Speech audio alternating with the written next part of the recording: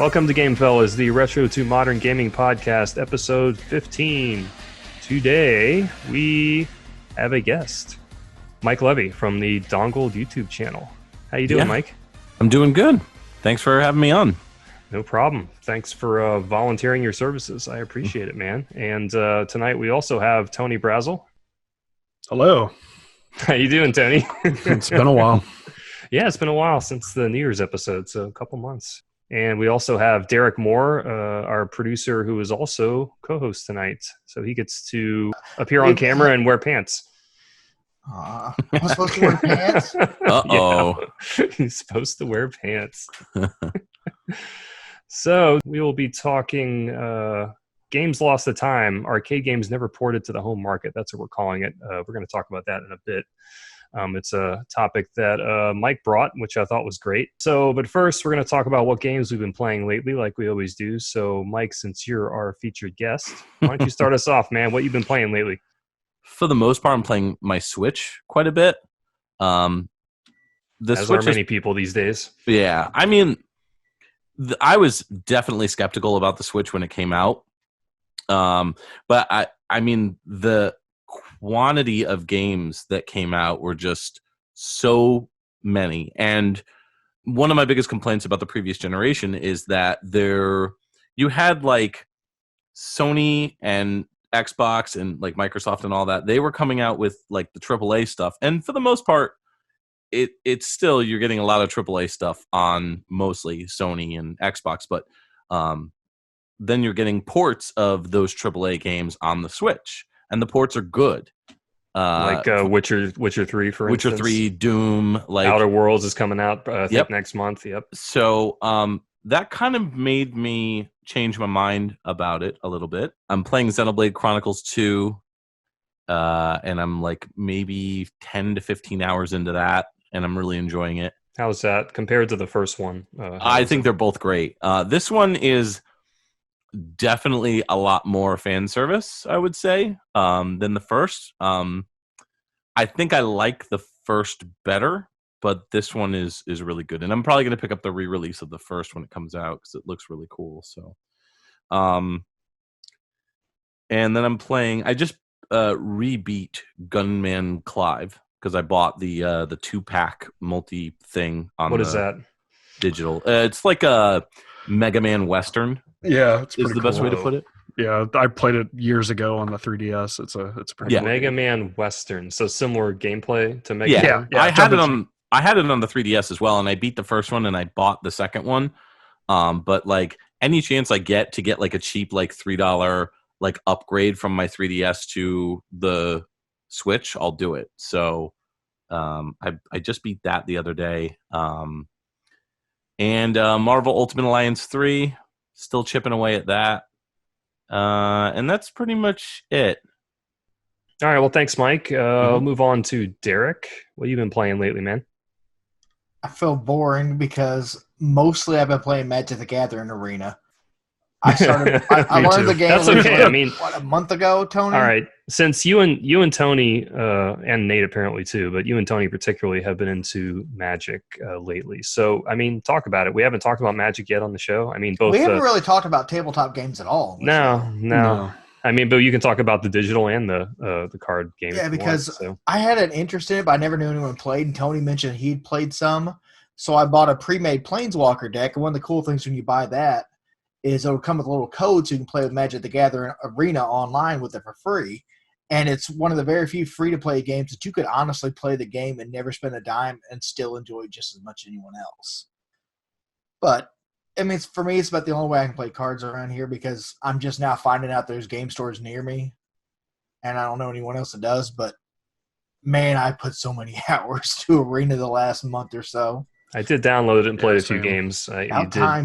You did get me to do that at least. So, I mean, I've told you guys already, but I played Magic middle school and high school back in the early mid-90s, back when 3rd and 4th edition was out, which is just 20 years ago, more than 20 years ago at this point. So it's been a long time, but I'm listening to you guys talk about it in chat and everything, and it's all kind of coming back to me, and buy a deck, Z.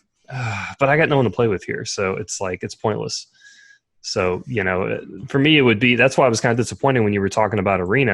I thought that you could play more than just one-on-one, It makes it seem like you could, but they just haven't included that. Maybe they're They going to really add need it. to, because that'll make me play. I will definitely play. If the three of us but or, then I'm worried whoever, that they're going to do it as like, pay to do it or something. I would pay. I would give them money to do that, because that to me would be fun. Just playing one-on-one just isn't as fun, I don't think. It's fun, sure, but I think it's better when you get, you can play on teams, or you can play, 4 or 5 people. It gets really crazy, so. Yeah, I've never played a real life game of just one-on-one. It's usually been at least 3 people or more. Right, yeah, so. We'll remedy that, though. Soon. So that's all you want to talk about, Derek? Like, you haven't been playing anything else? And then, Magic? just so I can shut you up for once, I'm playing Baldur's Gate on the Switch. Yay! And how are you feeling about that? I want to like it, but some of the motion, like the movement controls, I don't like. I want to just be able to just free run, or not free run, free roam. Right. And it just seems like it takes it out of the experience whenever you did the whole click to move thing, because that could be so easily implemented. I think it is in there, and I'm just not hitting the right button or something. But I'll probably enjoy it. It'll be something I can play, here and there for a little bit, hopefully. Okay, yeah, I'm enjoying it quite a bit. I like it. It's old, and even the enhanced edition still got some jank to it, but it definitely improved the game a lot. Most games have some level of jank, and it's the Yeah, closest I'm even going to new get to a games. D&D game around here. So Yeah, it is. It is based on that rule set. So, okay, cool. That's all for Derek then. Tony, what about you other than Magic the Gathering? Well, like for the last, For for me, the last month it has been Magic the Gathering. I started playing Divinity 2 with Nate. Oh, yeah. What do you think about that? I really like it. I'm like hankering to play it again. It's been like a week or so since we played it last, and it's just been, our schedules haven't been lining up right. And we were going to play it tonight, but then you asked me to be on the podcast, so I'm missing out on that for right now. Oh, man, I'm sorry. But prior to that, I actually, since the last time I was on, I like went on a tear in January and a little bit into February, and I beat a bunch of games that were on my backlog. Mega Man 5 for Game Boy. I had never finished that one. It was, everyone always says it's like amazing. It was okay. It was good. It wasn't like as good as the console ones, but like a lot of people will say, you'll see a lot of reviews online, like fan reviews online that say that it's just as good as any other one on the even with the lower resolution and smaller screen size. Yeah, I mean it's a cool game, but don't get me wrong, but it's definitely not the best. I finally finished Majora's Mask. I had never beaten Majora's Mask. Again, it was okay. It wasn't a divisive Zelda game. Yeah, it was all right. I was not a huge fan of it. But did it change your opinion at all? Did you feel better about it after finishing it? A little bit better about it, just a little bit though. But I still have kind of the same problems with it. I don't really like the whole time limit deal. Like, I mean, I know there's songs, the Song of Time, you can play it so many different ways to kind of manipulate the time limit and everything, but it's just like a Zelda game should be, you should be able to explore at your own leisure, kind of, and Majora's Mask you really can't. And I think that was the big problem with it for me. Yeah, okay. So it's was it more linear or something? Yes and no. I mean, I used a walkthrough just to get through it quick. So for me, it was kind of linear. But if I had not used a walkthrough, I'd be just running around for days trying to figure out what to do. And it's the only mainline Zelda game I haven't played. Yeah, it's, I don't know. But then I beat Mega Man X6, which was boring. It was just a boring game. Is that on PS2? No, that's on PS1. PS1, okay.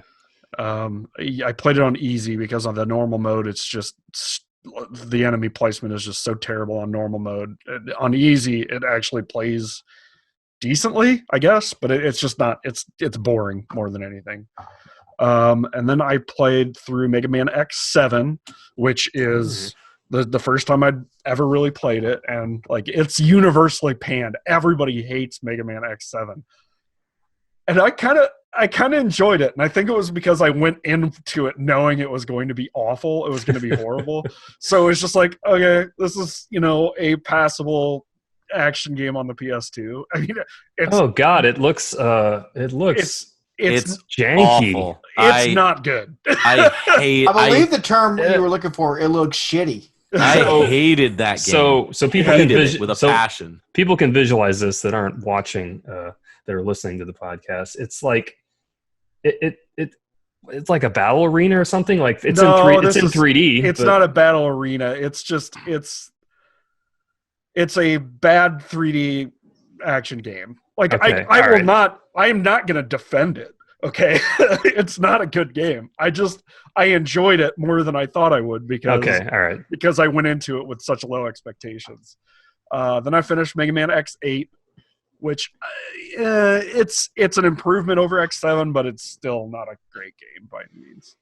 It was okay. Wow, you actually playing through the X's, huh? Yeah, I got through all the X's finally. I think that the character Axel ruins both of those games for me. I absolutely hate that character. I didn't even use him in X8. Yeah, I think he definitely ruins X7 because it's his story. Yeah. Honestly, and nobody cares. Nobody cares. It's like who cares? And his voice actor is awful. I know that feeling. He sounds like a Rugrat. Yeah. Yeah. He sounds like a Rugrat from the Nicktoons show. Yeah. I had no idea these are in 3D like this. So this X7 X8 is quite a bit better. It's like more 2.5D. Yeah, like Return to Form. Okay, all right. But there are some levels in it that are like there's some vehicle levels that are just atrociously bad in X8. But I mean, they are what they are. I'll probably never play them again. Honestly, they're not going to be games I'm going to go back to. But hey, I can finally say, I'm this big Mega Man fan that's done all these Mega Man videos on YouTube. I can finally say that I've finished the X series, other than Command Mission, which I might pick up soon, which is the RPG, the Mega Man X RPG. Which, if you didn't know, there is a Mega Man X. I did not know that. What console is that on? It's on PS2. PS2, GameCube. Okay. Yep, and just PS2, GameCube. It looks okay. It looks all right. I played it briefly whenever it first came out, but I don't know why. I had rented it and I just didn't. It looks like a Final Fantasy Mega Man game is what it looks like. Yeah, it's apparently it plays a lot like the Breath of Fire games. Capcom also did. Capcom, yeah. So, but that's what I've been playing. And Nemesis on Game Boy, the Gradius game for Nemesis or for Game Boy. And that was I remember you talking about that. That was pretty easy. You said to beat. Yeah, it was pretty easy. I finished it without dying. So that was nice. Should have recorded it, man. Mm-hmm. I am semi-retired and I'm enjoying it. Yeah, that's right. But yep, that's what I've been doing. Okay, cool. Well, that leaves me, I guess, and there's not a lot going on for me. I finished Outer Worlds 2 nights ago. Loved it. Great game. I wish it actually was kind of short. I kind of wanted more, which is kind of sad. Like, it's one of those games where I was sad when I finished it. God, listen to you. Ha, ha, ha. So, yeah, Outer Worlds, I've talked about a lot already. I probably don't need to talk about it anymore. But, yeah, great. Classic sci-fi RPG. Really cool. So I am going to talk about something else, though, that I've tried for a couple nights now, and that is I've had Shadow of the Colossus, the remake on PS4, sitting on my shelf for about 2 years now, year and a half since it came out. I immediately bought it. I'm like, oh, I've never played this game. I've heard all about it. I love The Last Guardian, which I did play. So I'm like, I'm going to try this game. And I hate it. It's the only way to put it. I know people love it. It's got maybe it's a cult following. I don't know. I feel like because I started researching it when I was really not liking it. I'm like, I got to figure out what's going on here. Is it just me? But no, there's people that really despise this game, and my issues aren't like it looks amazing, especially in 4K. I'm playing it on the PS4 Pro in 4K, and it just looks stunning. Like my mouth was to the floor when I'm like, wow, this looks stunning. I mean, and I just got off the Outer Worlds, which is an okay looking game. I would say this game just was breathtaking, but then I started playing, right, and your horse has its own AI basically, so it doesn't always do what you want it to do. Which I know Breath of the Wild had something similar, but this takes it to a new level of oh, why is my horse not turning? Why do I have to continually hit the triangle button to get him to go? Otherwise, he just slows down and does his own thing. So it's really hard to navigate your horse, get him to do anything. Then you get to a Colossus, and it's a chore to climb. I just found the climbing really difficult. And when the Colossus is moving and throwing you around, you can't really climb. You kind of just have to hang on, and your stamina runs out, and you fall. And I don't know. To top all that off, the camera keeps defaulting back. Like, so you can move the camera around, right? But it always seems to recenter itself automatically. So if you want to look up or something and look at the beautiful, gorgeous landscape, you can't really. You can look up, but you have to like keep your fingers, your thumbs on the freaking controller to keep it centered. Otherwise, it just keeps switching back. So there was no way to turn that off or to mitigate that as far as I could tell. So that was making me motion sick because I couldn't focus. So anyway, I think I'm done with it. I played it for about an hour, in two sittings, and as gorgeous as the game is, and as I would say the art direction is stellar, I can't do it, man. I don't know. I'm not gonna give myself a migraine doing that, So I'm sorry for the people that love Shadow of the Colossus. I know quite a few people would say it's like their favorite game ever, but I can't do it. I'm not going to do it. So anyway. Justin, you're not here, so I'm going to take your villain role. That game is one of the biggest style over substance games I've ever seen because it is gorgeous, but it plays like garbage. It plays like dog shit. What they need to do is just rent themselves out as a graphic or as a design for hire and let someone else do gameplay because it'd be amazing. I played it on PS2. And, the original. Yeah. And what did you think of it? I didn't really think the graphics were that great. I'll be honest with you. They were that's the PS2 version. I don't know. I don't know how it compares. Maybe the remastered's better. I don't know. But I definitely couldn't get into it. And I wouldn't say personally it's a bad game. I just couldn't. I got bored hunting down I needed more than just the Colossus characters, like the enemies. I needed like bad guys, like right. And there really isn't anything else from what I understand. Run of the mill bad guys. You are walking around. And there's nothing around. It's just emptiness, and it just got kind of boring really fast.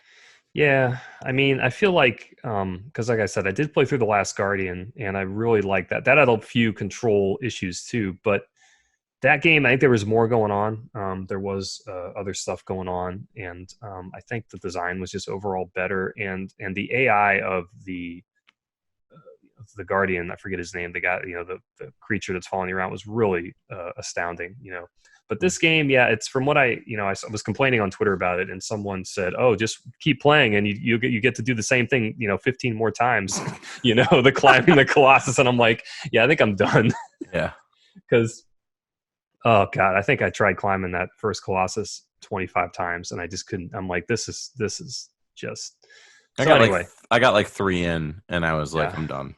Yeah, I don't know. Look, I hate to bash anything, but and if you like the game, great. I'm sure there's people that love it. It's your style. I do love the atmospheric vibe and the kind of minimalist approach to gameplay in a lot of ways. I do like that, but I just, like I said, I can't get into it. So anyway, we'll move on from that. Shadow of the Colossus remake.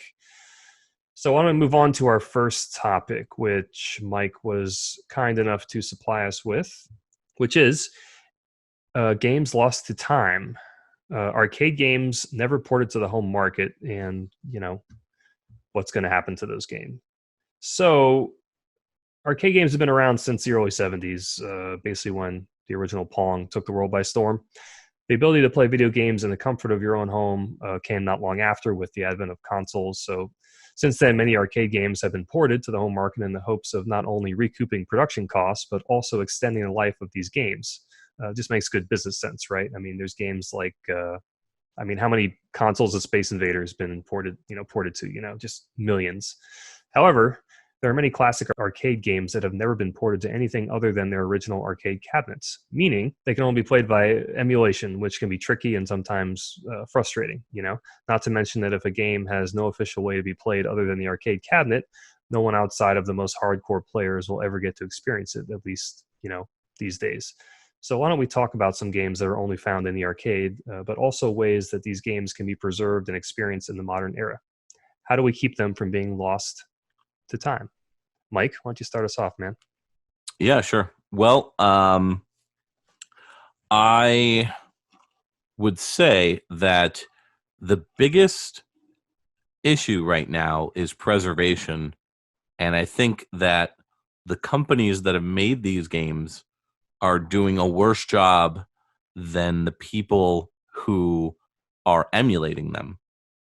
Because at least the people that are creating these ROMs or pulling these ROMs and sharing the ROMs online, at least you can still play the game. Now, it may not always be accurate. Sometimes it'll be more than accurate. It really depends on the rip of the game. I feel that there are games out there that are going to be lost to time, mostly due to licensing issues, and also just like arcade history from, like you were saying, the early 70s.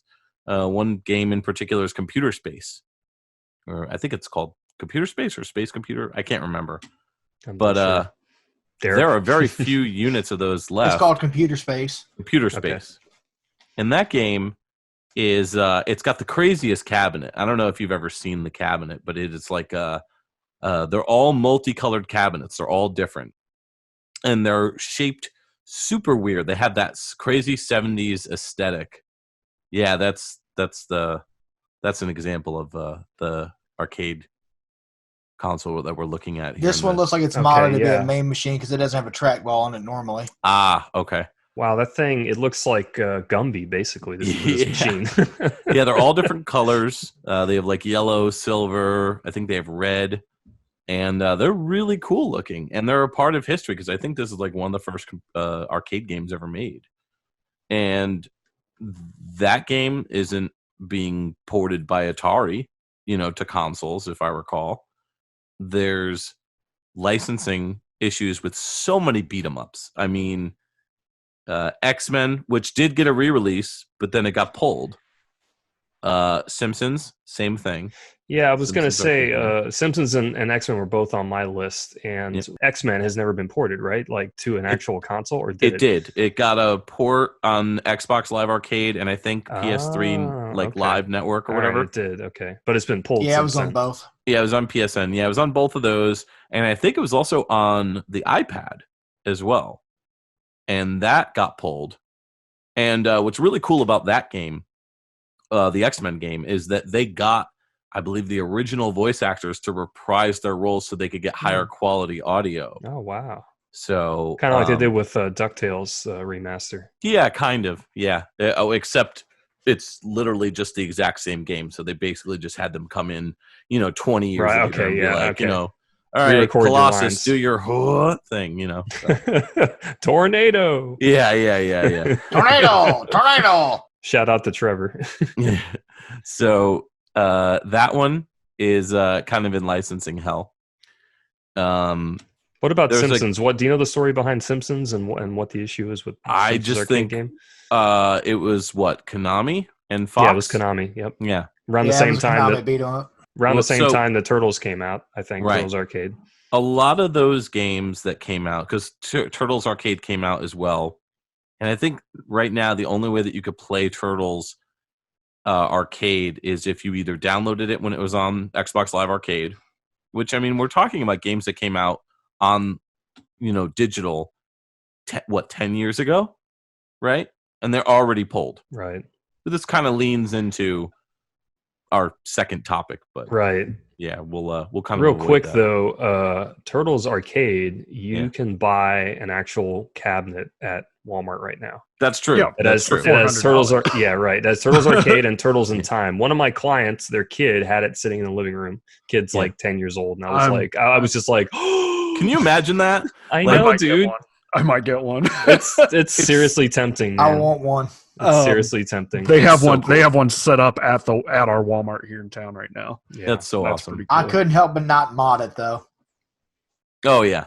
Well, I would buy two. Yeah. I would buy two. I would buy one that was like just like the Pac-Man one, and I would mod that and put whatever I wanted on it. Or actually, I'd do the Street Fighter one, so that way I can mod it, so that way I can put like fighters on it. Yeah, that's true. And there's even like if you go on eBay, you can if you look up Arcade One Up, you can get the printouts for like maybe $80 or so of the side art from the whatever game you want to put. So if you want like the side art with Killer Instinct with like Spinal, or Killer Instinct 2 with B Orchid, anything like that, you could buy that stuff and then you just stick it on your Arcade One Up, and that's it. So it's pretty cool. You could have a dedicated Killer Instinct 1 and 2 cabinet with that stuff on it. It's pretty neat. Do you think, for instance, we're getting these literally getting these arcade games from the 80s and 90s re-released as arcade games you can buy, cabinets. Yeah. But there's plenty of games that's not, that's not going to happen for, obviously. I mean, Turtles made sense. It was a huge game, and so that's obviously the cream of the crop. But like, what are some examples of games that we think are not going to get that treatment? The main one that comes to mind, well, there's two. One is from Capcom, and that's Cadillacs and Dinosaurs. Yep. That is my most requested arcade game ever. Like, I would absolutely love to own a cabinet for that. Wasn't there a sequel release on consoles, but not the original or something like that? That was another Cadillacs and Dinosaurs game, and it was like... it's on Super Nintendo, right? It was on Sega CD. Oh, Sega CD, okay. Yeah, and that was like a point-and-click sort of thing. Like so totally different. You're playing as the car and you're driving, and I think you got to like click what direction you want to go in to avoid the dinosaurs and stuff. I mean, it looks okay. I haven't played it, but it's not the classic beat 'em up. So the thing about this one, because I've done a ton of research on it, I've begged Capcom for it on Twitter and stuff. Like, I've posted multiple times. You may see me on Twitter like, "Yo, Capcom, what's up with that Cadillacs and Dinosaurs?" Good luck with that. So here's the thing. Aside from the name, so Cadillacs and Dinosaurs comes from a comic book called Xenozoic Tales. They wanted to bring Xenozoic Tales to like toy shelves and cartoons and everything, and only had one season of a cartoon. And they were like, well, we can't come out with it from Xenozoic Tales because kids are going to be like, what's a Xenozoic? You know what I mean? That's what I'm thinking. Yeah. So instead, they were like, why don't we do Cadillacs and Dinosaurs? So they licensed the name Cadillacs from Cadillac. Okay. And they made this cartoon, ran for a season, had toys, show flopped, mostly because of CBS, if I recall reading, like it was mostly CBS's fault. And they had a Sega CD game come out, and then the franchise was done, aside from Mark Schultz putting reprints out of the comic. It looks very Final Fight, the arcade game. Like, it basically looks like Final Fight. I would say it's like Final Fight and like Punisher. It's okay, yeah, because there's guns. I can see a guy you can pick using up a weapons, gun. and there's blood, and it's pretty cool. It's a much more adult title, more hardcore than Final Fight. Yeah, I would say so. And it's a cool game. And so there's something else that is preventing Capcom from releasing it. I think it's like easy. a no-brainer. I think it's easy what it is. It's probably Cadillac. The name Cadillac is in the title, so they don't want to pay Cadillac. That's probably what it comes down to. Yeah, that's my biggest worry is that the Cadillacs and Dinosaurs game, because it has so many bootleg boards out right now. If you go on eBay, it's almost nothing but bootleg boards, and the boards that do exist are like $1,200. And here's the thing about the boards, though. Capcom was what they did was they created this battery in a lot of their arcade games that would kill the board once the battery died. Really? And it was like the ultimate, like there's ways to get around it. Like a self-destruct? Yeah, like a self-destruct. Yeah, I think they called it like a suicide battery. That's crazy, man. And this was intentional. Intentional design flaw. It was intentional, I believe, to keep bootleggers and people from like, hacking the boards or whatever. So things like that were sadly common during the arcade games of like sometimes incredibly destructive natures. Dude, it reminds me of online games being taken down and companies not releasing the source code or anything, just saying, "Yep, the game's gone forever," and that's that. Yeah, and that's the thing about it. So, it was mostly like Capcom that did that did this with the suicide batteries. There were a bunch of pre-CPS games that came out, mostly like some poker games, Capcom Baseball, Capcom World, Super Buster Brothers. There's a couple others that are Japanese exclusives. And then the CPS 1 games are Three Wonders, King of Dragons, Knights of the Round, Captain Commando, Quiz and Dragons, Capcom World 2. So a lot of these they did bring to those collections. I love Knights of the Round. Knights of the Round is great. I love Quiz and Dragons. Too. Yeah, Quiz and Dragons is fun. Varth, the Japanese version only, has a suicide battery in it. Warriors of Fate, Cadillacs and Dinosaurs, Punisher, Saturday Night Slam Masters, Muscle Bomber, and Muscle Bomber Duo, which I believe those were sequels for Saturday Night Slam Masters. So there is a way to fix it if the battery is still alive. So there's a website called arcadecollecting.com/dead.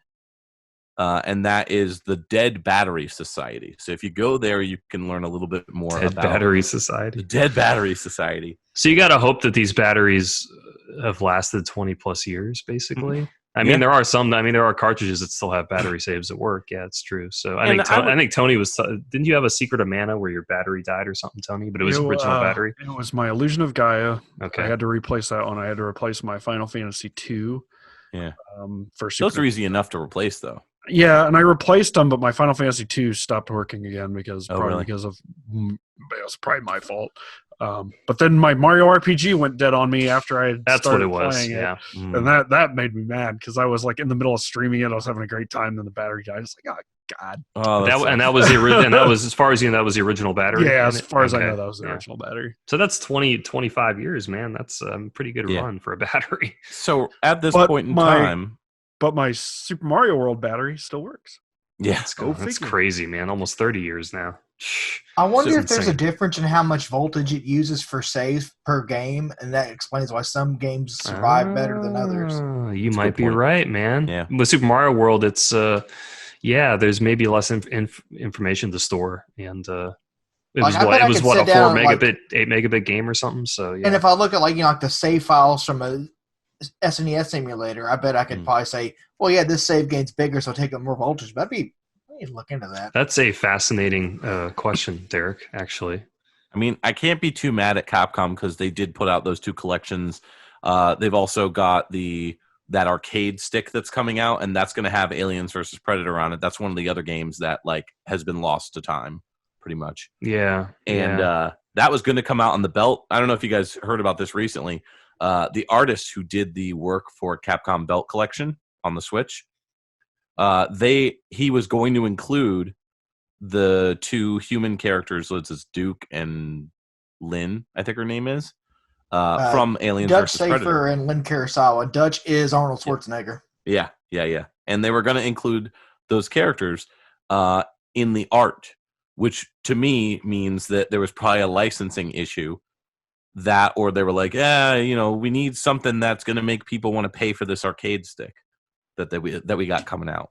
I think a lot of it is licensing issues, man. I mean, another one, like you said, Alien vs. Predator, licensing. They got to pay, what, Fox, who's now Disney, so now it's Disney they got to pay.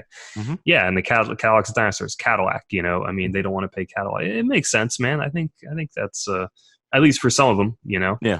Others, I mean, there might just not be a market for. There's one game in particular that I want to mention before I pass the buck. There's a Konami beat 'em up, which is one of the best Konami beat 'em ups I've ever played, which is called Metamorphic Force. Never heard of it. It is phenomenal. First off, it's very impressive graphically. It is a game where you play as these warriors, and they're all from different areas of the world. Like one of them is German, one's a Canadian, one's like a Asian, like a Chinese. It looks like Thundercats, the video game, is what it looks like to me. So what happens is they gain these powers from, I think, Gaia, who's like not Gaia from like Captain Planet, but like a similar sort of Earth spirit, and then they turn into these monsters that can fight. And the whole thing is just a really fun beat 'em up. If you've played X-Men, the arcade game, and you like that, and if you played, there's another arcade game that is based on that. It uses the same engine, the same board. I think it's called like Mystic Warriors or Mystic Defenders, which is another Konami game that's kind of lost to time. But this game is phenomenal. It's got a great soundtrack, really, really good soundtrack. Looks really good. It's so fun. And then also Violent Storm is another one that you can look up. And that one's same thing. I believe it's also a Konami beat 'em up. It's like a goofier version of Final Fight. So that one's a lot of fun. And same thing. It's just lost to time. Not many people remember these games. And, they kind of came out during a time when beat 'em ups were on their way out. Right. Late 90s, maybe. Yeah, like I'd say mid 90s. Like I believe Metamorphic Force was the last Konami beat 'em up ever made, at least as far as like arcades go. So, and I think Violent Storm came out around that time. Oh wow, again, Violent Storm! That the scene with the cage he's showing looks like right out of Streets of Rage 2. Actually, it's or Final Fight, or Final Fight, yeah, starring one of the guys from Two Crude Dudes. Yeah, I know, right? But it's an intentionally kind of goofy game, right?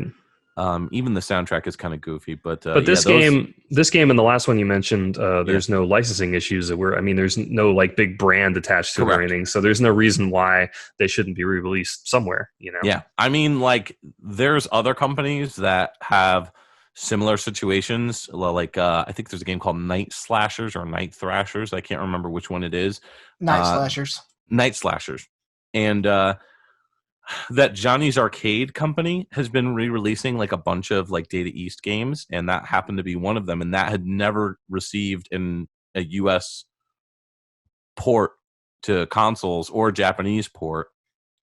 And so they did put it out on like the Switch and I think PS4, and that one's really fun. It's like a Halloween themed game where you fight zombies.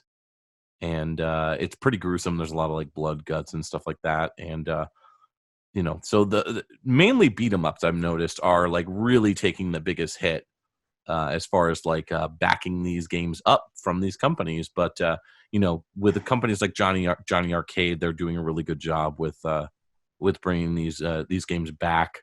I just hope that like Capcom and Konami do the same. But I doubt it. Well, one genre you didn't mention, which at least some research I did, was the racing genre. There's a ton of arcade racing games that have never been ported, and I'm just going to assume it's because of licensing issues with the cars, the brands. The cars, yeah. Maybe there was in-game advertisements, for whatever. I don't know any specific examples. Maybe Derek can look up some, but yeah, I did notice that racing games in particular. Tons. One thing I want to jump in here, the arcade game Mike was thinking of is Mystic Warriors. Mystic Warriors, yep. Warriors, it runs off the same board as the same like hardware is there's like a little couple ROM chips that are changed. Yeah. Okay. So, well, I got a story. I went to, and this obviously involves this. We'll come back around to the topic, but the story was I went to Europe with some friends back in 1999, and there was a place in London called Sega World back in the day. I heard of that. And we had no idea it existed. We were just walking around London, and we saw this big Sega logo, and we're like, oh shit, Sega World, what the hell is this? So we went in. It's this giant arcade full of mostly Sega arcade games, and at the time, Star Wars Arcade had just come out. Never been ported, and I remember being blown away. Like you walk up and you see the light, and you see the Darth Vader fight with your lightsaber, But I guess it takes you through a lot of the scenes in the original 3 movies, and I remember it being a really fun game to play, and it's be a good light gun game. A lot of it's you're shooting a blaster, you're riding on a speeder bike, and at the end you fight Darth Vader. I don't remember how how you fought Darth Vader, how the It layout had a was. joystick. Did it have a And joystick? that was your lightsaber. Okay, that's what it was. Didn't that get an Arcade 1-Up re-release? Yes, it did. No, wait. Are you thinking of there's one that's like all 3D. It's like a little more modern, and then there's one that's This one was released in 1999. Yeah, the one that got the arcade re-release, wasn't that like the 70s or 80s? That was the original. There was an original Star Wars arcade game from way back in the 80s, early 80s. This one is from the late 90s. That one was all vector graphics. Yeah, this one still looks amazing. Yeah. No, this one looks way more modern. This was 99. Yeah, 99. It's like on maybe the Dreamcast level of graphics wise, So it looks cool. I was watching a video while we were talking of it, and it still looks like it'd be a lot of fun to play. And I don't know. Obviously, the Star Wars license, Disney seems to hate all the old Star Wars stuff, like all the expanded universe stuff, the books, all that's gone. So this game will never ever be re-released, more than likely. Is what I'm saying, which is kind of sad. But I'm sure the boards still exist, and people are preserving them. But I mean, when you think about it, though, there are a lot of more modern arcade games that are going to have this problem because I mean, there's that Batman one where you drive the Batmobile and you get to select the different eras of Batmobile. Just you can select the one from the what's that one? 60s, or you can select any of the movie ones. I haven't seen that. It's a really cool game. When did it come out? It's a past couple years. Past couple years. It's within 10 years. And even like there's a arcade version of Mario Kart out.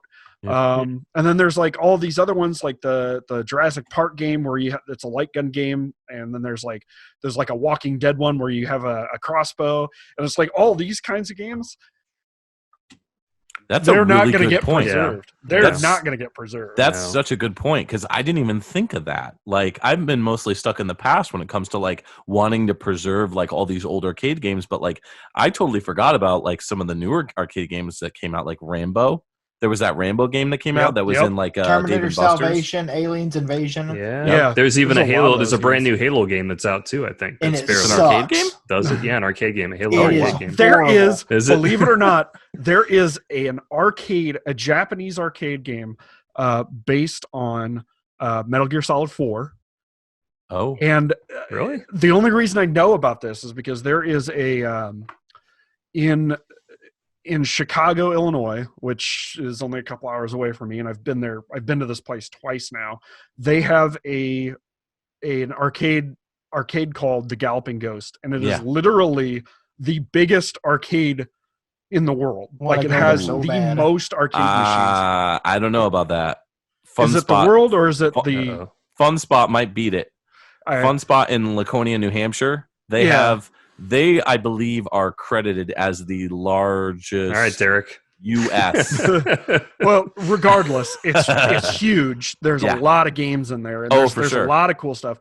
You want to go older, the Ghostbusters arcade game. It's like a top-down gauntlet type game. I've never seen that anywhere else. Fun Spot is the biggest. The real Ghostbusters arcade game did have a port, but it was only on the 8-bit line of computers back in the day. Mm-hmm. Oh, so we never saw it here. They were lousy 8-bit ports then. Yeah. They were D-ports. So yeah, I mean, there's all kinds of stuff. I mean, but yeah, my big point is like they had the whole reason I even brought them up is they had this Metal Gear Solid 4 arcade machine, and it wasn't really working right. I guess it was half broken, so it was more there as a novelty. Yeah. But yeah, there's light all gun games kinds of cool as stuff. a whole are pretty much going to be that way because you never see them anymore. Yeah, Galloping Ghost has the only released version in the U.S., I believe, of the Castlevania arcade game. Yes, and I played it. Haunted Castle. I'm so jealous that you played Well, they have like that. The only It's not Primal good. Rage 2. I've heard it's not good, but I still want to play it. Oh yeah, I completely understand. Yeah. But yeah, no, it is not good. I'm learning a lot this episode because there's games, a lot of these arcade. I was never much of an arcade guy, even growing up. I mean, I played TMNT and all the Yeah, I wasn't. Stuff, I wasn't either. And I like Zach asked me to be on tonight to fill in for Mark. And I honestly, didn't even think about it. I was like, oh man, what do I know about this stuff? And then I realized, oh yeah, there's this whole untapped thing that of all these modern games that'll never get a freaking console release. You're right. Also, the ones that really experimented with multimedia stuff could never be properly emulated. There's the one that comes to mind that I remember seeing in a arcade in Branson. Look, I'm from Missouri, guys. Give me some slack. That was a haunted house style gallery shooter, but the background was all actual objects called Golly Ghost. And how do you emulate something where it actually legitimately has a dollhouse that it was projected against? Yeah.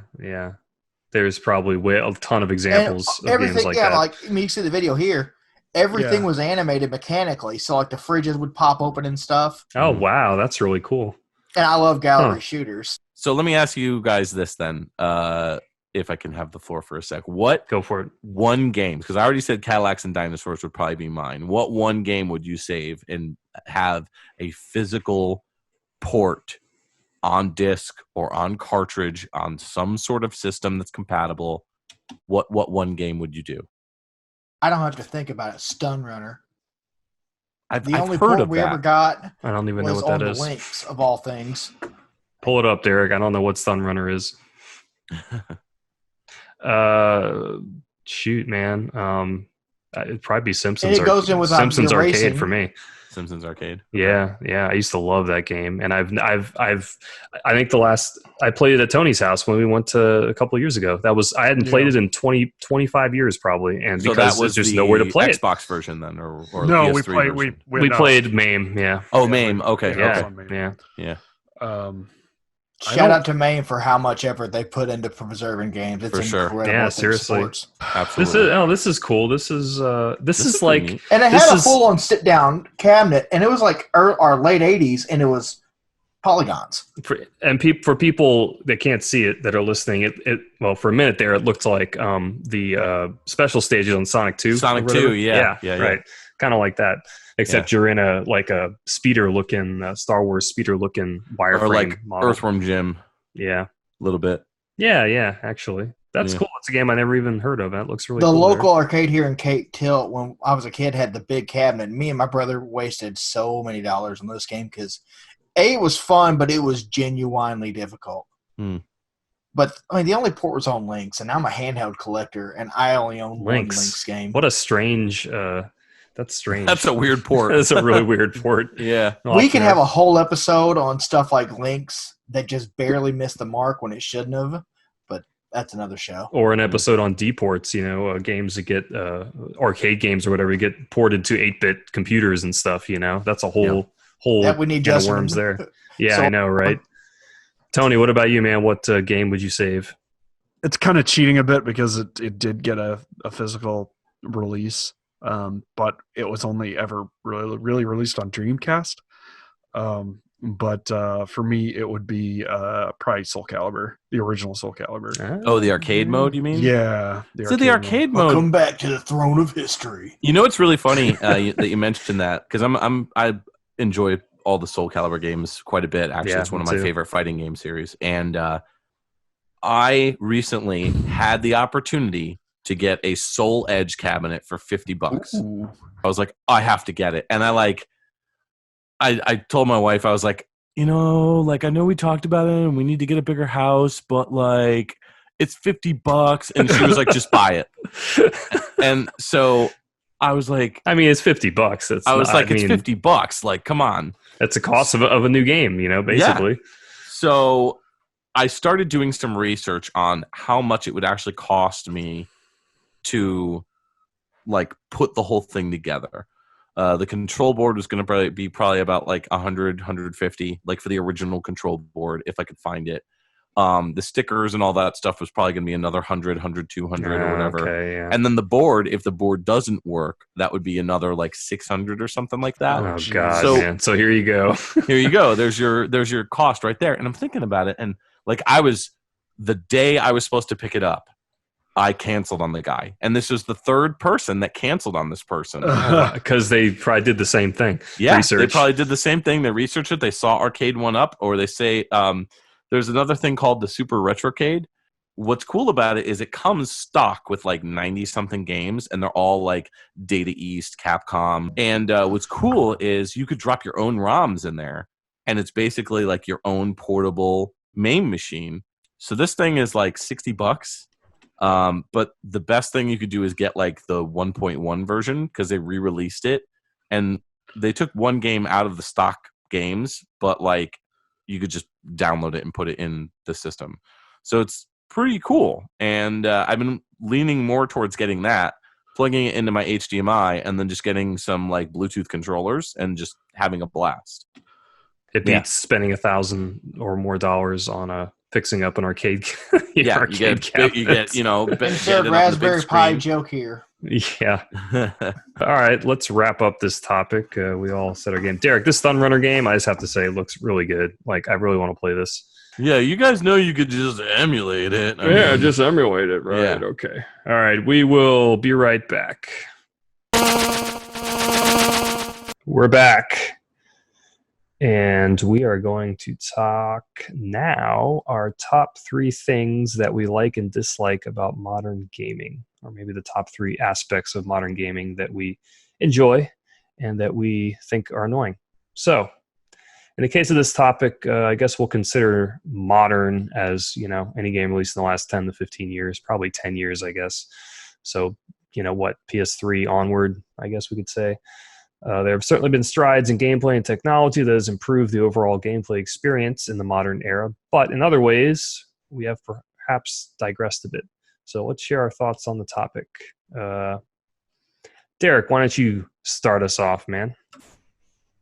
3 words. Day 1 patch.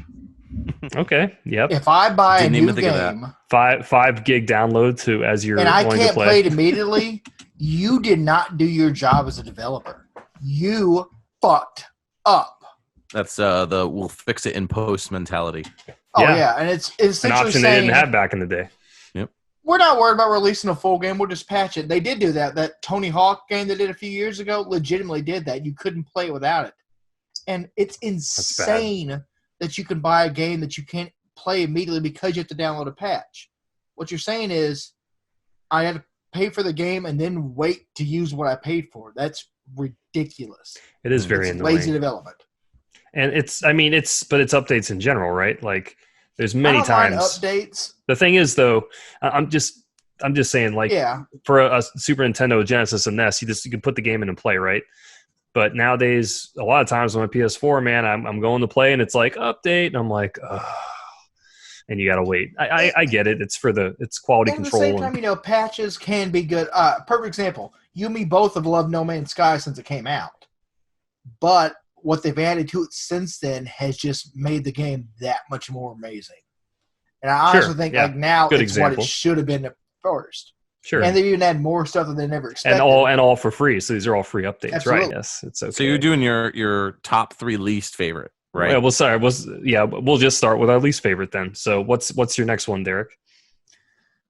Honestly, it started to get better now, but the whole real is brown thing got on my nerves so much.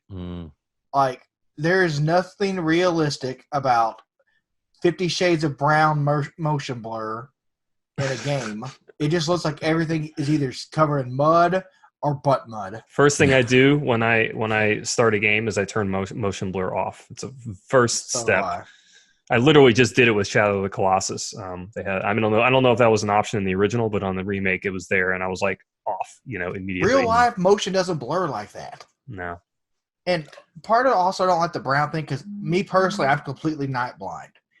Darker games are already hard enough for me to play. I've got to boost the gamma as much as possible, and that whole period made games just so much harder to play because I would miss things unless I had it so bright that it looked like there was a flashlight going at all times. You could probably blame Call of Duty for a lot of that. Oh, I do. Yeah. But I would say it wasn't until Mirror's Edge came out that games started to realize that, oh, wait a minute, we don't have to make the entire world brown. We can make the sky be bright blue. Yeah, and then you would see that, and games that even at the same time, like Super Mario World's on. Wait, 3D World's on Wii U, or is it World?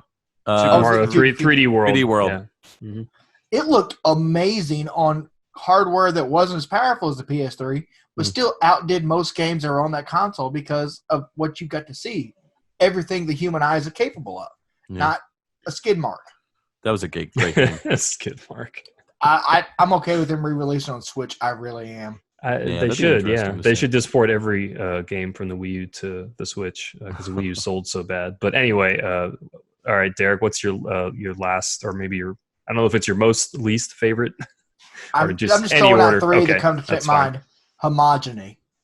So many games now, not just AAA, indie games are just as guilty, have started to blend together and like gluts of the same thing. We had the modern realistic shooters like Call of Duty.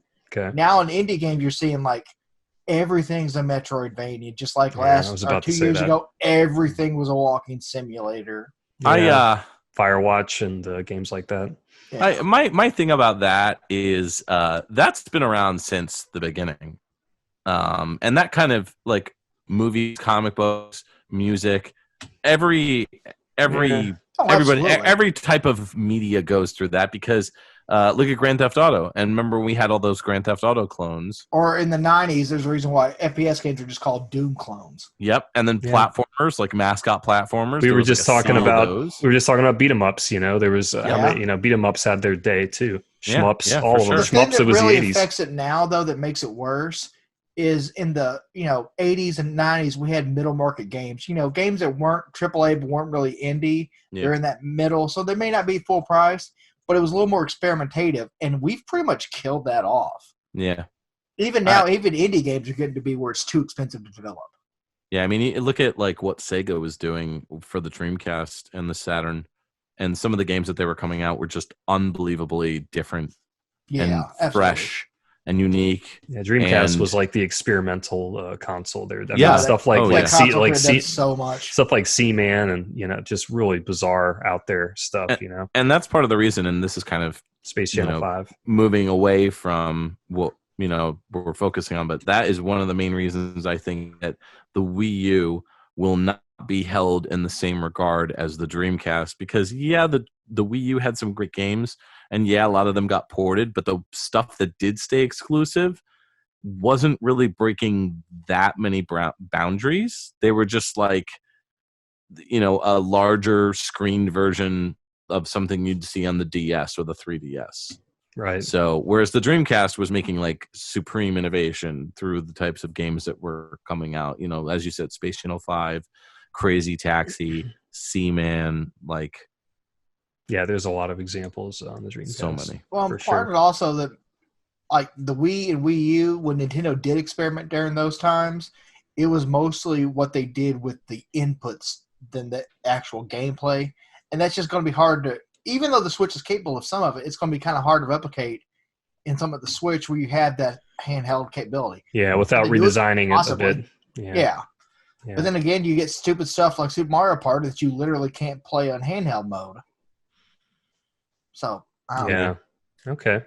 All right. Mike, why don't you give us your three least favorite about modern gaming? So, my three least favorite, in no apparent order, lazy reboots / remakes / remastered games.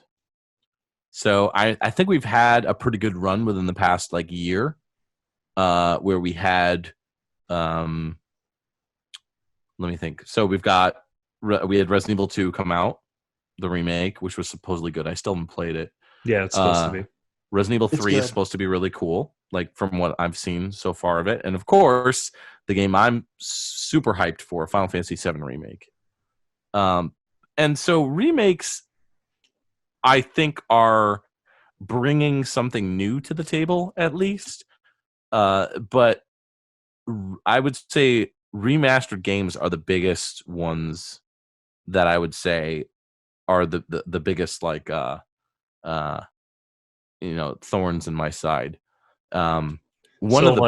Just lazy as in half-assed. Half-assed remasters. Because Final Fantasy VII that remake's gonna be insane. That's a remake. That's not a remaster. Yeah, that's a remake. Okay, all right. So look at the remaster of Final Fantasy VIII which you guys may or may not have played on Steam. Yeah. Not this most recent one, but the one before that, where it was literally just the old PC port, and they like upscaled the graphics a little bit. It still looked like crap. Yeah. And versus the one that they did real recently, which they upscaled everything. Like they redid the models, so the models look really good now and everything. So that's a good remaster. Or like Final Fantasy VI, that came out a couple years ago.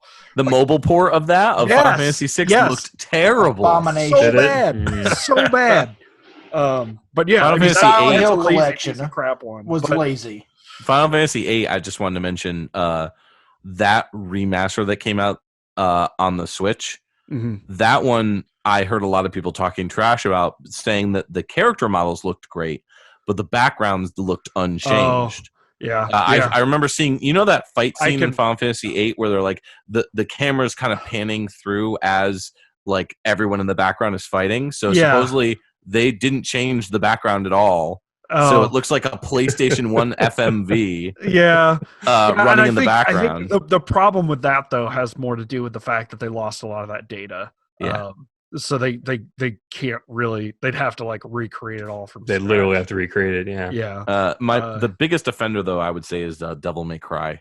So I bought the remastered trilogy. The original or the first three? Okay. The first three. They remastered them, and I started playing the first one, and I'm like, wow, this game is ugly. Like all they did was make the movement of the characters look like a higher frame rate.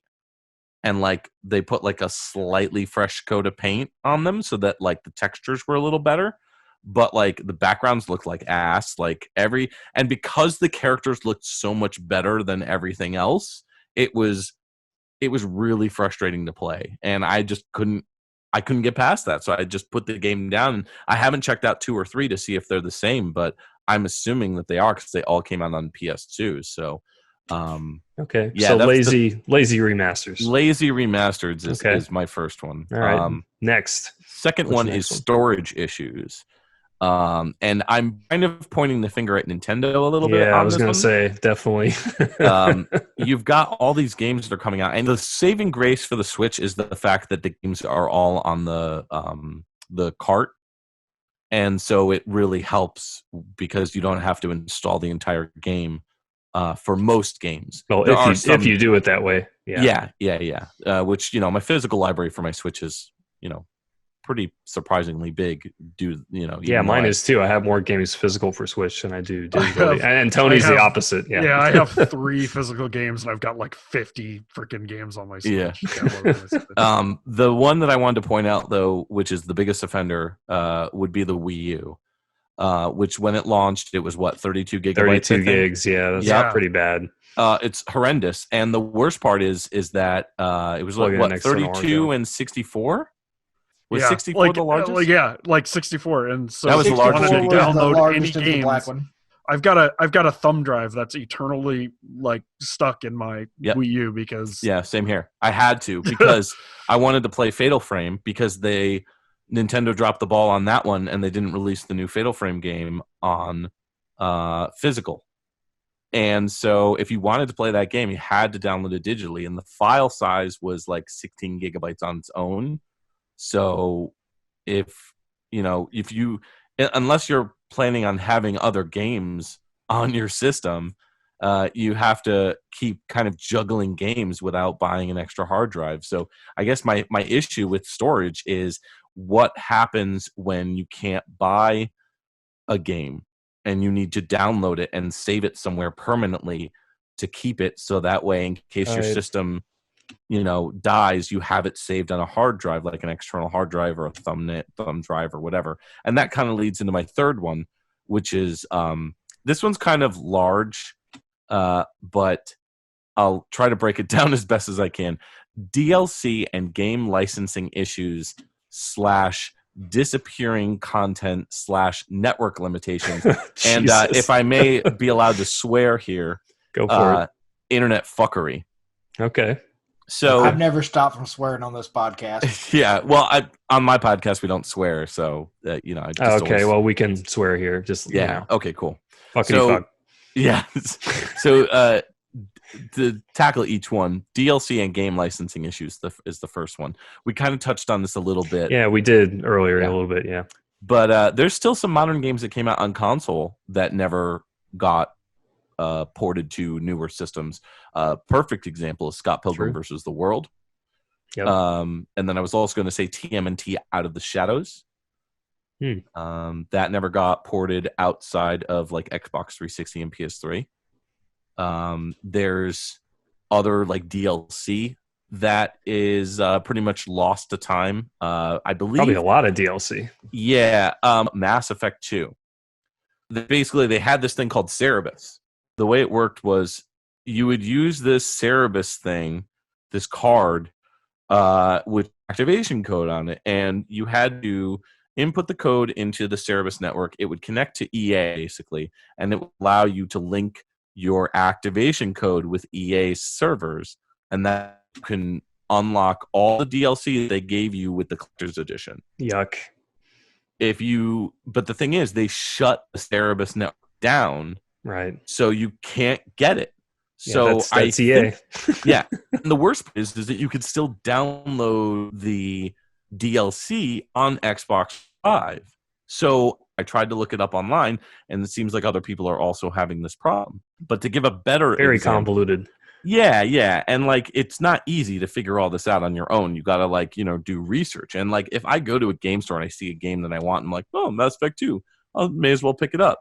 I want the complete experience. So if I'm not getting that from the game and I want to download the DLC, which a lot of DLC is even expiring too, where like, let's say you get a code for a game that you buy and it's like, oh, this DLC expires in 2021. Well, that's only a year away. Yeah, and I mean, on Xbox 360, 10 years ago, it wasn't a long time, but nobody thinks about, am I going to re-download this in 2021? You know what I mean? Yeah. So disappearing content, that's another one. Yep. So kind of goes hand in hand with the game licensing issues and the DLC. Games basically showing up on available for purchase, stuff like the Rebirth, the Contra Rebirth, Castlevania Rebirth, and Gradius Rebirth. Yep. Those are lost to time unless you emulate them. Have they even? Is someone even? I guess you could do it through Dolphin, right? Like you could. Yeah, they're available as WAD download. Yep, you could download them on your system. Okay. But a lot of people don't want to do that. Like, I don't want to hack my Wii. I don't want to play them on my PC. Like, I just want to go to the store on the digital network, right? Buy them and then download them, and that's it. And the thing about Xbox, I will say, is that if you did previously download it, you can re-download the game, I believe. So, like, if you downloaded Scott Pilgrim, you could re-download it because it's tied to your Xbox Live account. Nintendo, with the Wii, when that shut down, I believe like there's a threshold that they had for like maybe 6 months to a year.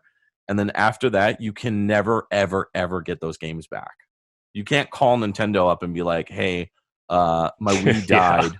I want those games. Yeah. So all those people that transferred all their content to their Wii U better hold on to that system. I know. Hope it doesn't die. That's why I haven't traded in my Wii U because it has hundreds of dollars worth of DLC and downloaded games, some of which are exclusive to the Wii. Yeah, so you got 2 consoles worth of lost content there. And this is why my Switch is going to be a paperweight in 10 years or so. For sure. That's why I prefer to get physical for almost everything. And then the other thing is network limitations.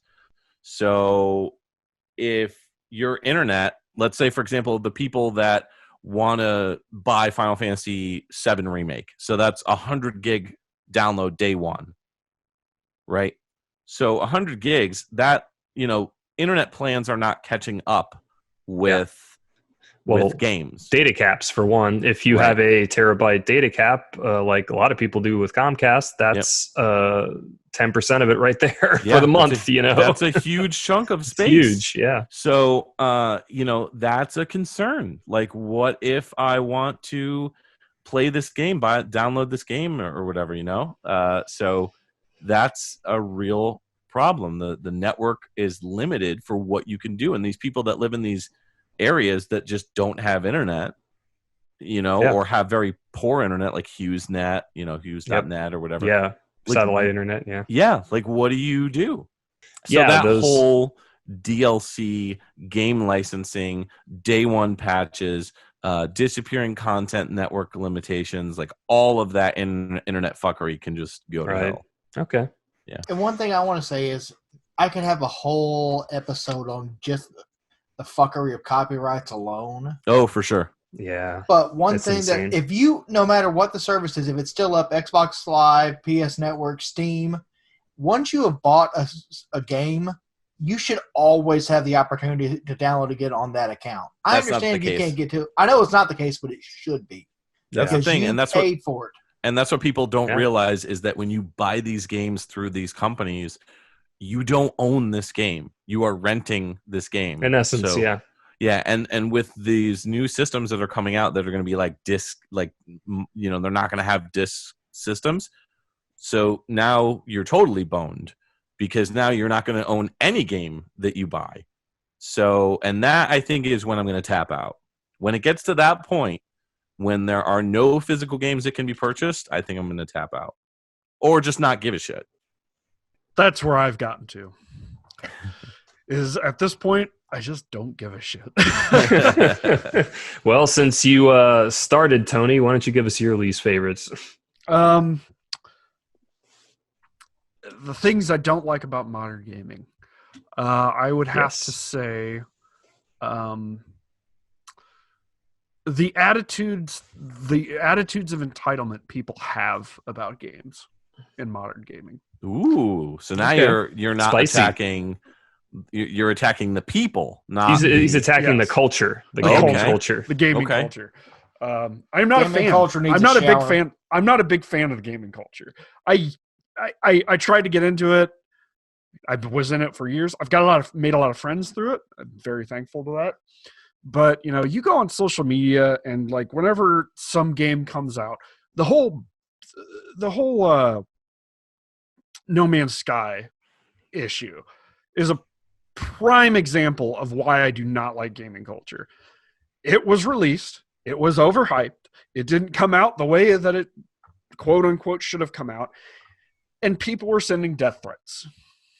That's ridiculous. It's and that's just one example. That's just one example out of many examples. Can I give a second? Yes. Which I think you'll be able to get on board with, maybe. And this kind of goes against it a little bit, but I'll explain. Kickstarter, right?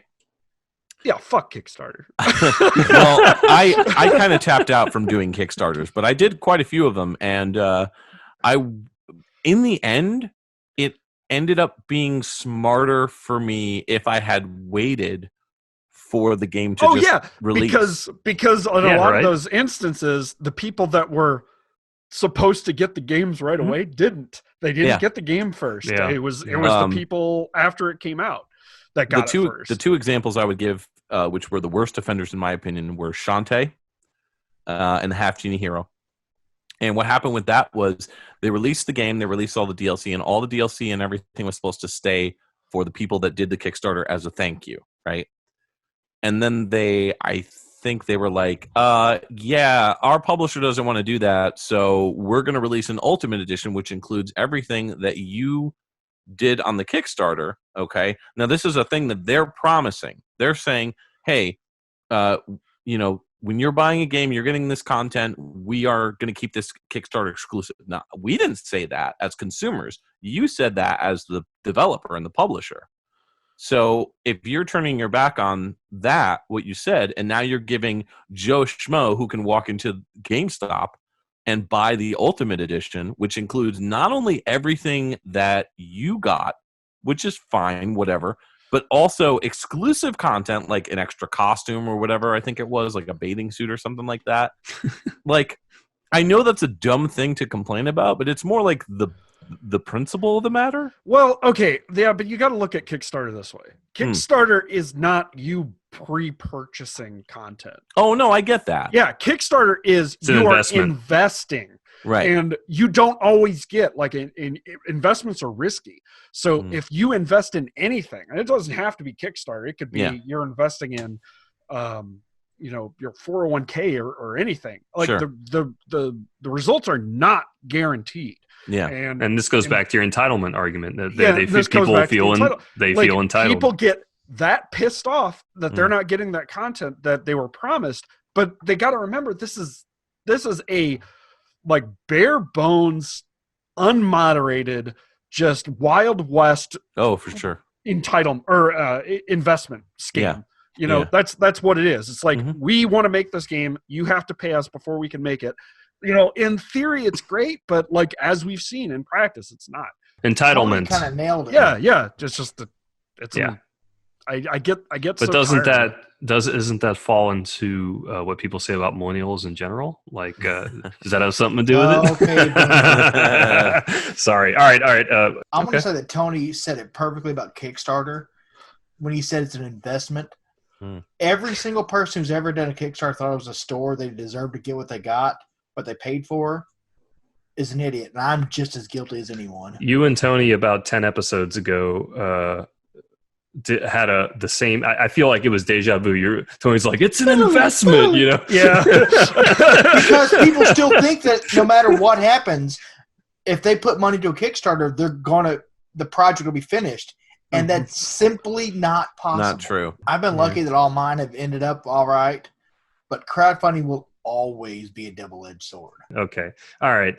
Let's move on to me. Some of mine have already been covered. I talked about updates. That's one of the things that really, it's essential these days, but it's also annoying to not just be able to sit down and play the game when I want to play it sometimes. So there's that.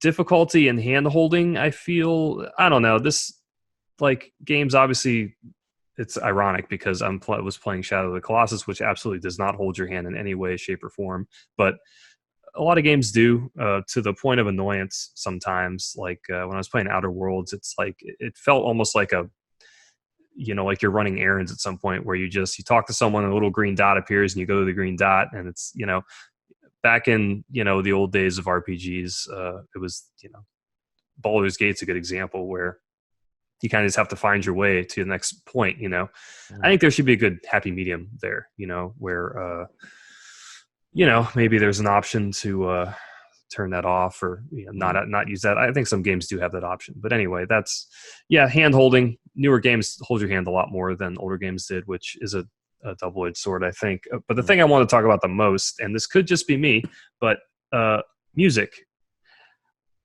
I just am not as attached to a lot of music I hear in games I play nowadays. It's almost like the music is secondary. Like, I don't know, man.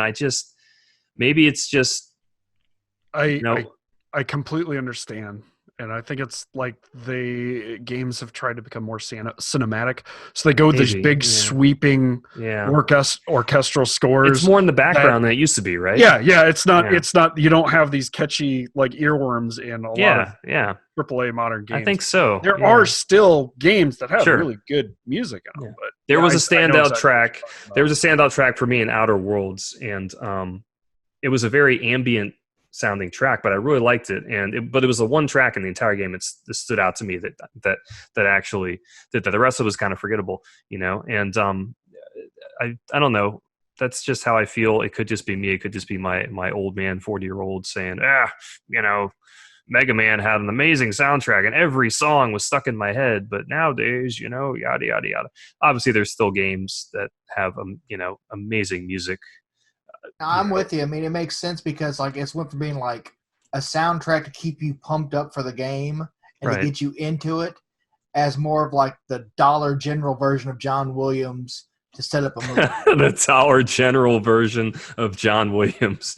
That's a good quote, I know Mike has an opinion here. He's of course he does. I can see him just like going, I disagree to a point. Okay, that's good. That's good. But I will save it for my top 3 favorites. Okay. I might actually cut it to top 1 favorites because we're running way over time here. So why don't we do that, or just try and combine them into one? So Mike, why don't you start us off? We'll move on to our favorites. And I'll do my 3, but I'll do them all. I'll do Okay. 2 of them super quick. So one is mostly save anywhere. Okay. The fact that you can save pretty much anywhere you want is awesome. That is agree more. Very nice. Yeah. Yes. 2 games that aren't broken. And when I say that, I mean like games that are not playable and can't be updated. Like back in the days, the Super Nintendo cart would come out, and there was no way to fix it. If the game was broken, the game was broken.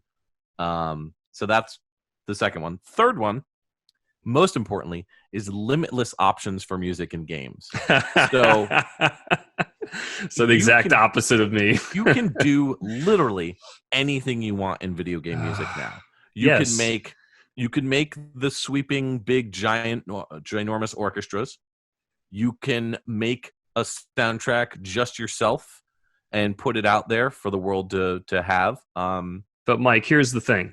Don't you miss the days when you had 2 competing consoles like the Super Nintendo and Genesis, and they had completely different sounding music, you know? I miss that. Yes and no, because as a Super Nintendo kid and a huge Nintendo fanboy, I missed all that Genesis stuff because I refused to play it. Right, okay. So you're one of those guys. Now that the Xbox One, the PS4, the Switch, all of them, when they get the game, they all get the same game.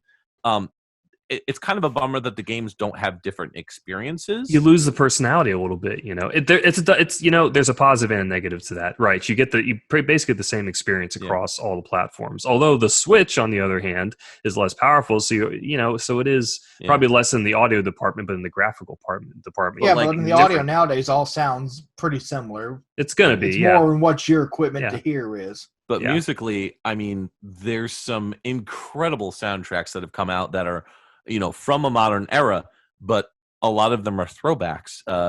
Probably the best one I could think of off the top of my head is Phantom Breaker Battlegrounds Overdrive. I don't know what the hell that is. It is a beat 'em up, but it's a cute 'em up because it's these little cute chibi anime girls. Oh, I know what that is. Now I know what that is. Crap out of all these random thugs or whatever. But the cool thing about this game is that the music, first off, it's a great game. It's a lot of fun and it's very difficult. It's one of those, it's kind of like Scott Pilgrim where you have to go backwards to beat older levels and then level your character up and then go back to the newer levels to beat the boss. But the music had, it was wavetable. So it was more NES style kind of mixed with drum techniques that were a little bit more modern. And the cool thing is there was a DLC patch that you could download that would allow the opportunity for an option for Genesis, FM synth. Oh. So YM2612.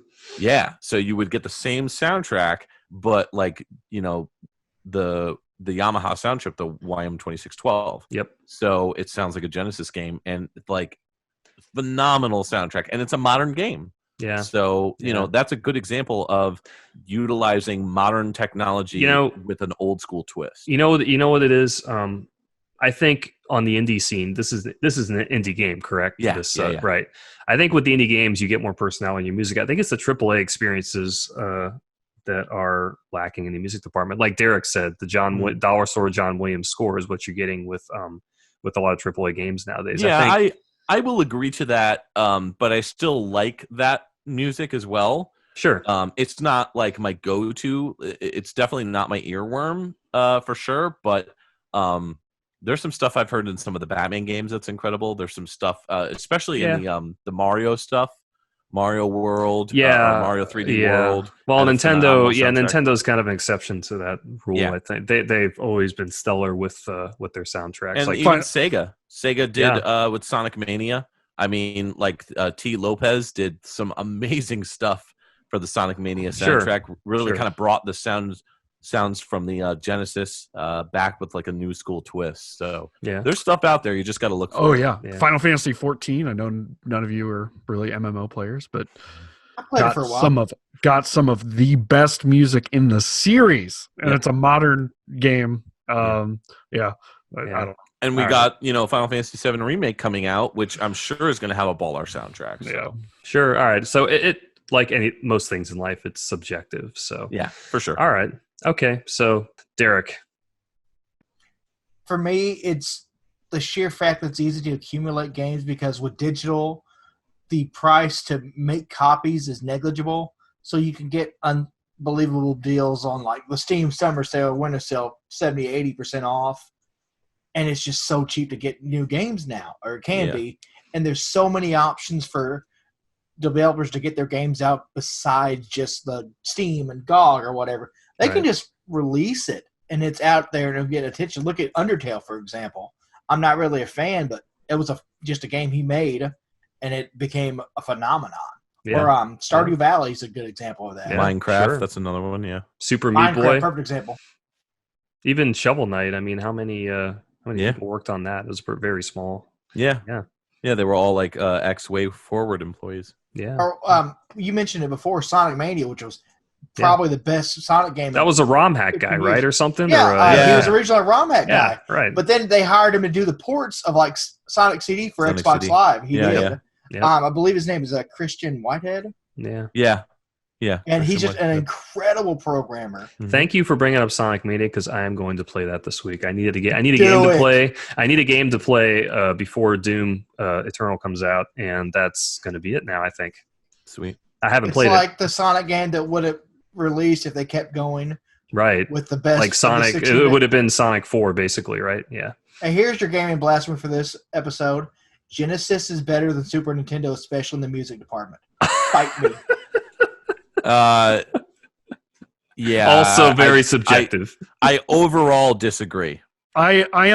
I'm not going to get back on that because I'm pretty sure I've talked about or argued on this. Here we go. It's perfect. Times. If you look at the Zoom, you won't see it on Zoom. We have me and Derik on one side, the Genesis boys, and we have Tony and Mike on the other side, the Super Nintendo boys. It's not like that on mine. It's subjective. Genesis does what Nintendo don't. Thank you. All right. So it suck, right? You're so funny. This is great. I love me some Genesis music, but I will say, a lot of it's garbage. I admit there's because the devs didn't know how to use the sound. It's because properly. no one used a chip like that since. Yeah, and to be fair, there's Super Nintendo music that's also garbage. The FM Towns Marty used it also, the same chip. And I learned that from your podcast, Mike. Yes, I did. All right, Tony. I'm going to be real basic here, and I'm just going to say wireless controllers. Yeah. But we had wireless controllers back in the day too. They probably were garbage. Useful. They were not good. Controllers. Now I can sit on my couch and it's cold. It's cold out right now. I can put a blanket over top of me, and I can have my controller in my lap with a blanket completely covered in a blanket, and I can still play, and I don't have to worry about a cord. I don't have to worry about the dog. That is pretty awesome. It's just that tasty cancer just flowing through your body. I've gone to the point where I've gotten technology though, because the wireless controllers used to have were infrared, which is perfectly fine for things like remote controls for your TV that aren't slow and need to be super accurate. We had to wait for stuff like Bluetooth, which is accurate and fast. Yeah, I got an 8-bit doesn't work for controllers, especially if there's a bit of dust. Right, I got an 8-bit Super Nintendo controller with the adapter that plugs right into my actual Super Nintendo. Because I need to buy that. Now I will say the NES satellite was actually pretty awesome, but it wasn't like a true wireless thing. It was just like, hey, you can plug your thing into this hub in the middle of the room, and because it's infrared and it's not moving anywhere. That's right. I remember you have that thing. Yeah, I do that. That is a good point. I did the. I had the infrared one on the NES. Yeah, so do I. And the one that was like made by Acclaim. It was like the double switch. Oh, you have that one. I had that one when I was a kid, and I hated it. No, the satellite's really good. I can't really use it now because I'm playing on a analog, or not an analog. What's the other one? No, that's not the retro NVS or something like that. No, AVS. Yeah, AVS. Oh, there you go. Okay. Yeah. Awesome, by the way. Okay. So wireless. There's another thing about modern gaming I love. It's like Retro modern gaming. Retro gaming. Yeah. Modern retro. The accessories we have consoles. now are insane. That's a whole nother stuff. podcast. That is a whole nother podcast. Absolutely. Yeah. And people that are outside of the hobby, like I had a friend from college who followed me on Twitter, and he's not into gaming really anymore. But I was posting, I posted just a thing about a Genesis flash card I had with an SD card, and he was like, "Holy shit, that's amazing!" I'm like, "Yeah, dude, this is everyday stuff for me." So anyway, I love my EverDrives. Yeah, EverDrives are great. Definitely, it's a great way to play games that are way too expensive to actually purchase the cards for. So, sure. Okay, wireless controllers, that's good. I'll go on to mine. I had 3, but we've already covered 2 of them. So I'm just going to go with graphical fidelity, which means I'm that 4K guy that likes to bump the settings up to max. That's why I bought a PS4 Pro. I wanted to play stuff in 4K on my PS4. I still say Horizon Zero Dawn is one of the most beautiful games I've ever seen. In 4K HDR, it is just it's just amazing. I mean, when I turned on Shadow of the Colossus, even though I hate the game, I loved the way it looked. I'd love to just go through games and look at details. I even remember playing The Last of Us, which was on PS3 when that came out. And just going through wrecked buildings and things and looking at the details, just papers on the floor. If you could go look on papers on the floor and find stuff to read, just all kinds of crazy details that just weren't in older games because we didn't have the processing power to do that, and I just love that about modern games. Outer Worlds, another great example. Resolution whore. Yeah. But Outer Worlds, lots of stuff to find, lots of nooks and crannies. Me and Derek have been talking about that game in the Discord lately, and I'm like, Derek, did you find this? Did you find this? Best game of last year. Yeah, and Derek's like, no, man, I haven't actually found that yet, So yeah, that's graphical things, graphical fidelity. Can it run Crysis, in 4K? Those are the things I like. You'd be surprised how hard that is to actually run in 4K now. Yeah, I'll bet they're still holding that game. It's still a lot of fun though too. That's people forget about how fun the game it is. Not just as can it play graphic? Dude, my first quote unquote modern PC I built in 2012. I want to say. First thing I did was load up Crysis and play through the whole game. In the high and max settings. So that's mine. So okay, I think that brings the topic to a close. And Mike, thanks for coming on, man. And why don't you? Mike. Thanks for having me. Why don't you tell us about your channel and your podcast and the other stuff you do? Sure. Yeah, appreciate it. So the channel is just Dongled. There's 4 different main shows that are on the channel that are currently running. The first is the primary one, which is Dude, You Haven't Played This Game. It is a review series that combines skits with just in-depth reviews. And I like to call it edutainment because it is educational because you learn a little bit about the games and the history and everything. But you also get entertained with really bad humor. So I like the one you did with the raccoon and the trash can and what was that NES homebrew game? Yeah, that was funny. Raleigh. Yeah. That game actually looked kind of cool. Yeah, it's a pretty cool. Some of the mechanics look pretty cool. Yeah. So, I do a lot of like props and dressing up stuff and costumes and all different sort of low budget stuff. Just to, but I'm trying to grow the review show, thanks to all the generous patrons. We've got an episode coming up around like May, which is going to be huge. I can't really talk too much about it, but it's a big deal. So awesome. I'm stoked for that. Yeah. But so that's a review show. And then I have a podcast called XVGM Radio, which is focused on gaming music, right? Gaming mostly. Music. Yep. Yeah, we do. It's very similar to my old podcast, Pixel Tunes Radio, where it's like a radio-based or radio-themed show. And we have like fake callers. We have patrons call in and put in requests. There's themes in every episode. So we just did one with you guys may know him as Wee Guy. He's now called Nico Tengoku, and we did a whole episode on the Rhythm Heaven series and the music in that. Yep. So we talk about the games, we talk about the music, we talk about what we thought of the music and everything. It's a goofy show. We talk about Taco Bell a lot. It's a lot of fun, and I co-host that with my buddy Justin. So it's good times. Cool. And the other two shows are Gaming Linguistics, which is like my favorite one. That's like if you ever wanted to figure out how to say like I don't know like Zexis. Zexis or Zexis or whatever. Yeah, so I always said Zexis, and I was happy to be correct, I guess, according to the commercial anyway. Right?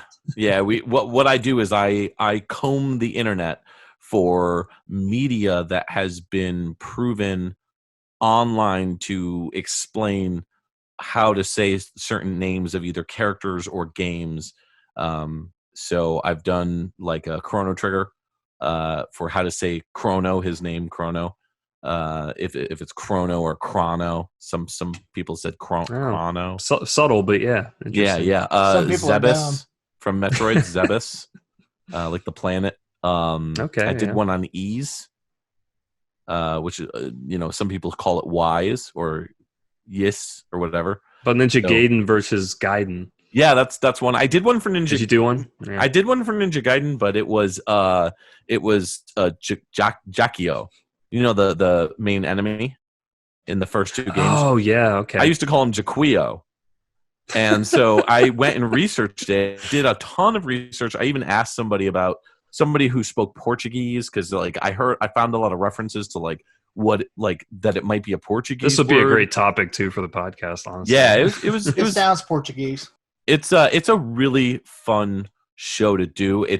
It's a bit time consuming to try to sit down and actually do it, and I'm always like focused on reviews and stuff. So yeah, the last one is Noob Repair, and Noob Repair is like DIY stuff, but on the DL, like a budget, DIY stuff. So for example, how to replace your Sega Saturn battery. That was an episode. How to properly wrap your wires for your controllers. How to properly wrap your so they don't get all always wrap your wires, guys. Right. I did one. It's the Super Nintendo Region mod, hardware mod, which is just basically the clips. But we opened up the whole console so you could see everything. Okay. That way, you're not just blindly going in and being like, done. So yeah, that's the channel. I try to offer like a little bit like a flavor of You do some things. You do like some unboxing stuff too a little bit. Yeah, I kind of stopped doing that. This year I'm really like amping it up and I'm spending the time. Even if it takes me like 2-3 months to put out a review, it's going to be a damn good review. Yeah. So.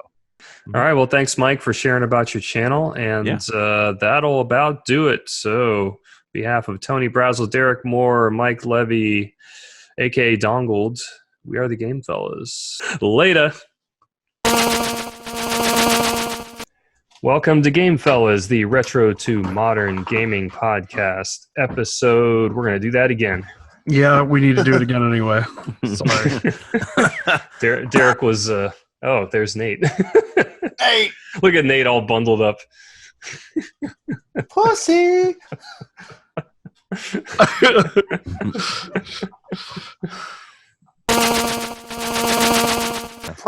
Before I say this, I am not a lawyer. I did not go to law school, nor did I play one on TV. But if I remember right, you can't sue someone for false advertising for something that just didn't come out like it should have, like being sued for making a shitty movie. Otherwise, we would have sued the people who made Twilight. Hey, man, my wife loves those movies, and I had to sit through all of them. For you. The only thing I've ever kickstarted. No, Tony was looking for it. This is fine. Okay. They did explain what this is. This is okay. If you've seen the meme, this is the little dog that's sitting on the chair with everything around him is burning, and he says, and he's drinking a cup of coffee. He says, "This is fine." They did a stuffed animal, and for whatever reason, kickstarted it. I'll kickstart this. So that is amazing. This is the only thing I've kickstarted. That's great. Oh yeah, the meme with them sitting in the house with it on fire. All right, got it. Okay. I mean, the thing about unboxing is, you can go there and see a bunch of them on YouTube, but you can go to Pornhub and see a bunch of videos about going in boxes. Yeah, true. It's a sickness and a I don't know, a brothel. I don't know. A sickness and a brothel. I don't know. I don't really know. A blessing and a curse. Yeah, I guess. Yeah. Yeah, a blessing and a curse. That's way How more. the fuck did you get brothel? I don't know. I was like, what's a like good... a brothel and an orphanage, or yeah, you know, guys. Sometimes it's a brothel or an orphanage. Yay, we have an outtake. Yes.